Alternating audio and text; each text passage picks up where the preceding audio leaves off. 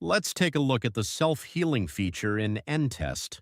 Here we have a test execution where the test uses IDs to identify the elements on the login page.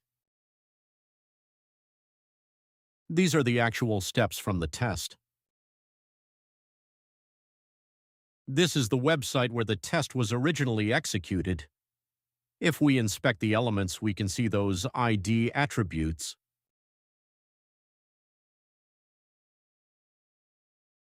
And here we have a modified version of the same website, where the IDs have been removed and replaced with classes.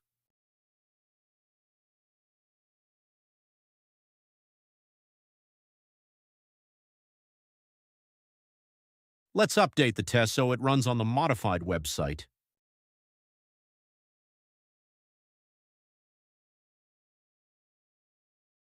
If we open the settings, we can see that self-healing is currently disabled.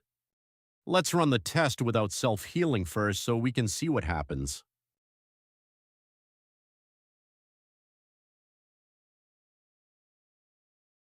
As expected, the test can no longer locate those elements because the IDs have been removed.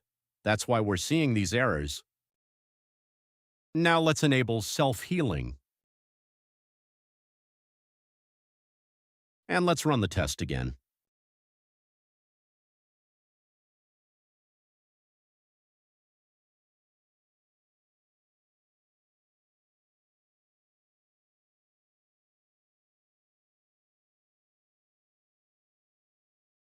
Since self-healing is enabled, Endtest automatically creates a backup of the test before making any changes. Then, using AI, it identifies alternative locators for the affected elements. And if we look at the actual steps, we can see that they have been updated to use CSS selectors.